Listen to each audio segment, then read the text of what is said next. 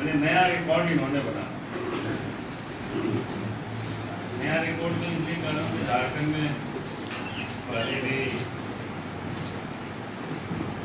काफी कुछ घोटाला होते रहा है।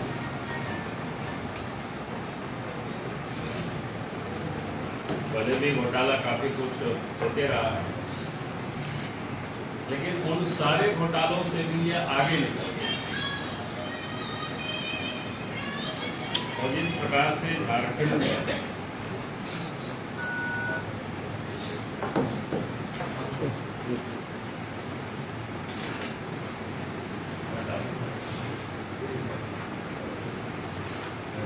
घोटाला में जो दलाल है, बिचौलिया है,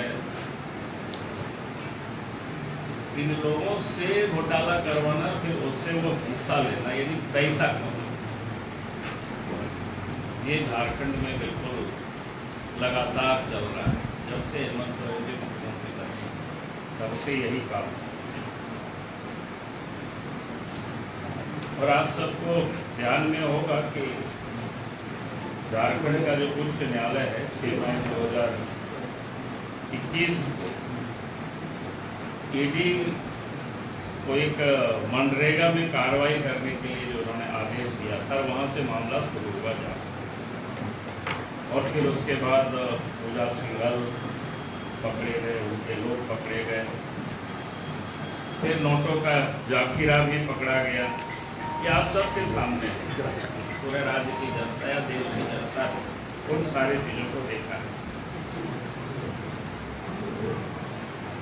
और ये मनरेगा घोटाला में क्या कहते हैं, ये हाईकोर्ट के आदेश से ये प्रारंभ हुआ और जांच आगे बढ़ी तो रोज नए नए घोटाला उजागर होते हैं और आज भी होते जा रहा है।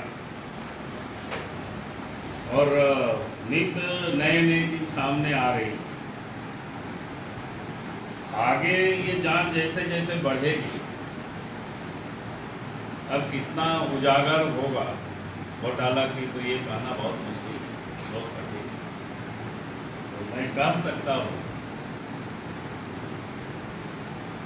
क्योंकि आज सारे विषय पर तो आज नहीं बोलूँगा, क्योंकि जैसे जैसे जांच आएगी पता चलेगा तो आप सबको, यानी कैसी सरकार और केंद्रीय जांच एजेंसी घोटालों को जैसे जैसे पकड़ रही है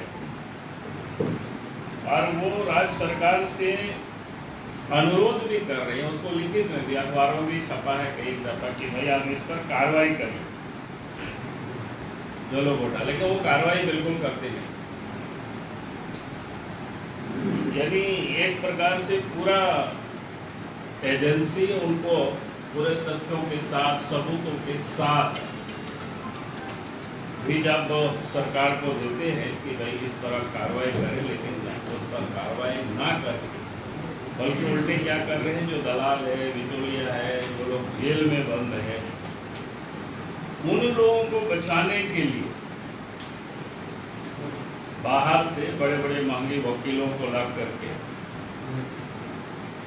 और घोटाला में पर्दा डालने की वो प्रयास कर रहे हैं। अब मतलब जिस प्रकार से झारखंड सरकार ये कर रहे हैं कि लोगों को बचाने की, उसकी चारों तरफ चर्चाएं हो रही हैं। और अब तक जो घोटाला में पकड़े गए हैं उसमें से जो हिस्सा लेकर या सरकार जैसे कहते हैं घोटाला बाजों को सिर्फ बचा करती रही है, बल्कि वैसे घोटाला बाजों का अनुभव का भी लाभ उनसे लेकर के और बड़े घोटाला करवाएंगे। अगर आप लोग इसका एक संदर्भ कहूँगी, जितना भी जो टेंटेड ऑफिसर्स, जैसे अभी कोडरमा में जब डीसी थे तो पेड़ उन्होंने काटा था, तो उसके बाद उनके ऊपर केस था, चार्जशीट वगैरह सब हो गया था, लेकिन उनको रांची में इसलिए पदस्थापित किया गया वैसा उन्होंने काम करवाया। फर्जी तरीके से जमीन की कागजात बनवाना, फिर फर्जी तरीके से दखल करवाना, यानी जो भी जिस प्रकार से लोग काम कर सकते हैं उन्होंने करवाया। तो मैं कह रहा था कि इस प्रकार के अवसरों को इन्होंने किया, तो उसमें से कुछ घोटालों की मैं थोड़ी सी करूंगा कि ये पूरे घोटाला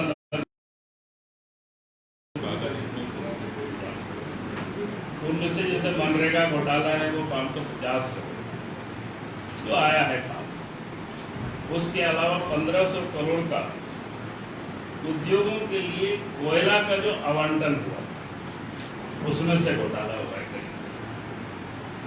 अब आप लोग हजारीबाग के लोग अच्छी तरह से जान सकते हैं, क्योंकि आप ही के क्षेत्र में इस कोयला में जो अवैध तरीके से आवंटन होता था पदाधिकारी से मिल करके बनारस की मंडियों में बिकता था,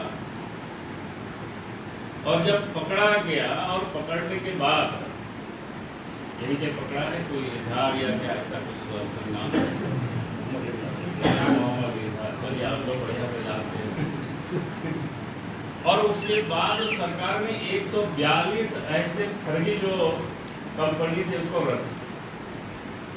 हमारा ये सवाल ये कहना है कि भाई अगर आपने रद्द किया वो गड़बड़ था तो फिर आगे आप कार्रवाई करते, लेकिन आगे सरकार ने कार्रवाई नहीं की। इसका मतलब क्या होता है?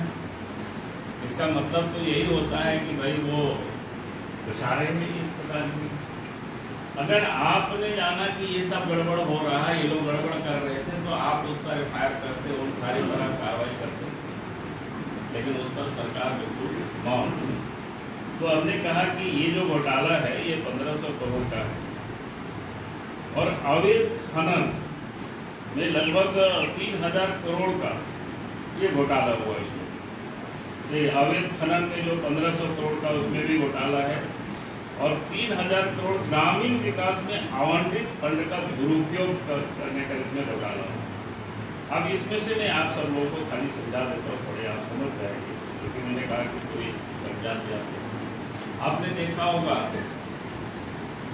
एक इंजीनियर की गिरफ्तारी हुई, क्या नाम था उनका? वीरेंद्र राम। और वीरेंद्र राम की गिरफ्तारी हुई, गिरफ्तारी तो हुई थी, मनरेगा घोटाला हुआ था खूंटी में उस समय की मामले पर, लेकिन जब आगे बढ़ा मामला और उनकी गिरफ्तारी हुई तो आपको आश्चर्य होगा, झारखंड में 600 टेंडर गवर्नमेंट ने उसको क्या कहते हैं रद्द कर दिया। जो टेंडर निकला हुआ था बाकी सब था उसके लिए पीरियड में उसको रद्द। हमारा ये कहना है कि भाई अगर आपने रद्द किया यानी गड़बड़ हुआ तो फिर आपको उस पर जांच करना चाहिए, उस पर एफआईआर करना चाहिए, उस पर कार्रवाई करनी चाहिए, लेकिन आपने उस पर कुछ नहीं किया। ये क्या दर्शाता है? ये तो यही है। उसमें तो मैं व्यक्तिगत रूप से मैं कई ठेकेदारों को मैं जानता हूँ कि वीरेंद्र राम को कई ठेका हुआ तो उसमें से 10 से लेकर के 15% या मैंने 5 से लेकर के 15% तक की जो लेन देन होता है वो उसमें लेन देन कर चुका था। ठेकेदार आकर के कई लोग बताते हैं कि साहब ये तो हालत क्या है। तो हमारा कहना है कि सरकार ने इतनी बड़ी टेंडर पूरे प्रदेश रद्द किया, हमारा उस पर कोई विरोध नहीं है। अगर उनको लगता है गड़बड़ है तो सरकार रद्द करे, लेकिन रद्द करने के बाद सरकार ने उस दिशा में कोई कार्रवाई नहीं किया, कोई पूछताछ नहीं किया। एफआईआर होनी चाहिए था, पूछताछ होनी चाहिए था उन सारे लोगों से, उसमें से क्या क्या गड़बड़ी हुई थी। तो ये जो इतना बड़ा घोटाला है टेंडर का, तो आप उसमें से आप समझेंगे तो मुझे लगता है कि बड़ी मोटी रकम जिसको कहते हैं, फिर उसी प्रकार से ट्रांसफर पोस्टिंग जो होता है वो लेन देन का आप सबको पता ही है। फिर शराब घोटाला है, फिर बालू है, इसमें सब कुछ लूट ही है। और